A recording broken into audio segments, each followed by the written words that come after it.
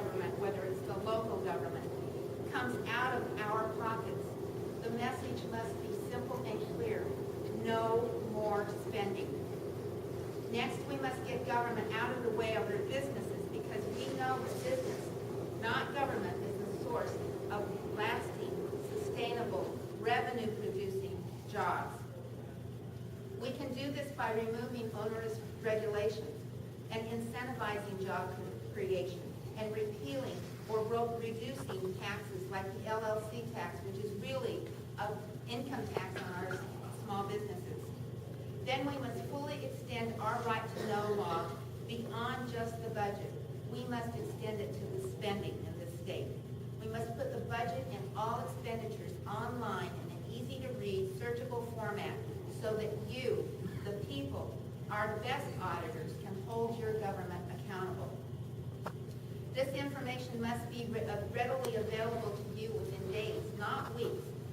Well-run businesses have this information at their fingertips on a weekly basis, if not on a daily basis. We must reform the way that our state budget is developed. Responsible families make their hard decisions at their tables depending upon how much money they have. The state must make the hard decisions to stop spending and look at the revenue that comes in the year before. That is how much money they can spend in this next budget cycle. That, no more, period. If more revenue comes in, then it goes to fund the rainy day fund. And when the rainy day fund is fully funded, if we still have more revenue left over, guess what? It goes back to you, the taxpayer. We must support and encourage healthy marriages and families. Health and Human Services are 28% of our overall budget, and most of their programs are going to address the fallout of fractured families. The home is the cornerstone of any civil society. The family is where the next generation learns about commitment, hard work, and integrity. Commitment, hard work, and integrity are those key ingredients that has built America and the state of New Hampshire. All of us are talking about taxes, spending, and jobs, but there is a core problem that we're not addressing, and that is about the loss of our freedoms. Thomas Jefferson said that freedom is having choices. These are the freedoms that are embodied in our state motto of live free or die. But look around New Hampshire, and today you'll see that our freedoms are rapidly disappearing. The greatest asset to any economy of the state, or any state, is her people. And when her people are able to decide for themselves who they believe is worthy of their support, and then they freely do so, then we're operating in a republic.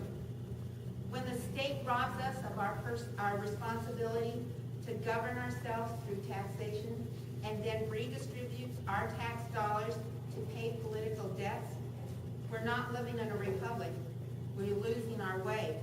And we cannot allow government to trample on our freedoms and nor let it force dependency upon our citizens. Freedom is having choices. And when the government dictates our choices and limits them to taxation through taxation, that is not freedom. When the government dictates our choices and then penalizes us for not picking one of their choices, that is not freedom. This government needs to protect our freedoms, not restrict them. Government must allow for the free movement of labor, capital, and goods. Government must not suppress our liberties. It must regulate them only to the extent that is necessary to protect and maintain our liberty. The number one question you can ask any candidates running for office is, what is the role of government? Is government in charge and responsible to provide all of your care from cradle to grave? Is government limited by we the people and performs only those tasks that are outlined in our state constitution? Every time our officials think that they and their political buddies know more about what's best for you than you do, we're losing more and more of our freedoms. Samuel Adams, one of our founding fathers, said, "It doesn't take a majority to prevail, but rather an irate, tireless minority, keen on setting brush fires of freedom in the minds of men. Being able to do the right thing, to be honest, to be truthful, and to seek justice has consequences. Our politicians' actions impact our ability to restore and preserve our freedoms. And it's time that the voters of New Hampshire stand up and shout, enough is enough, and send people to Concord who will listen, act, and lead in the interest of those working families and businesses that risk it all to send them there and to employ them. We need a leader who is going to stand up to the special interests and take on those bureaucratic bullies who are turning our state upside down, not only economically, but also morally.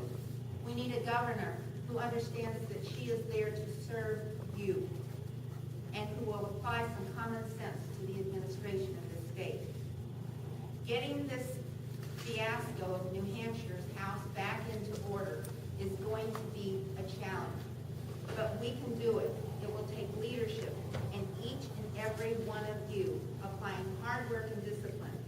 I want to lead New Hampshire to victory over the challenges that she faces. I believe with your support that I can be the leader, and I'm asking you today for your vote. I'm asking you to stand with me, and I hope that all of you will join me as part of that irate, tireless minority dedicated to preserving our freedoms. I also want to reiterate something that Brian said, and that is that we all have to get involved, and it means that we can't just say we're going to go to the polls, we're going to register, and we're going to vote.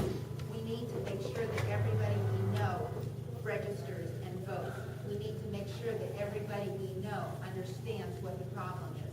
So that means you have to go out and you have to talk, and you have to talk some more, and then you have to talk and talk and talk and talk to everyone you can possibly find who will listen to you, and you have to make them understand what it is that we're facing in this country.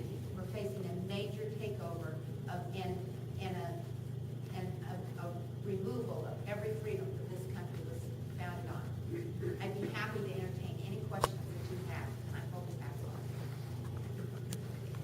on. Yes.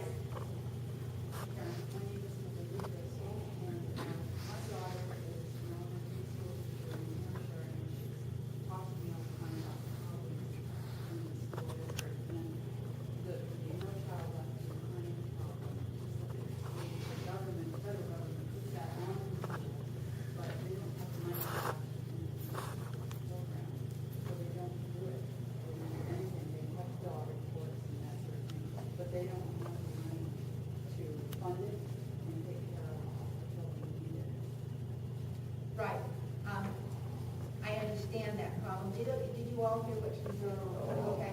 She was talking about her daughter who was in a public school. She teaches in a public school. And although the federal government has come down with mandates on the No Child Left Behind, they don't fund it. And so therefore, the children are not getting the benefit of what is being mandated down. I happen to think that we are too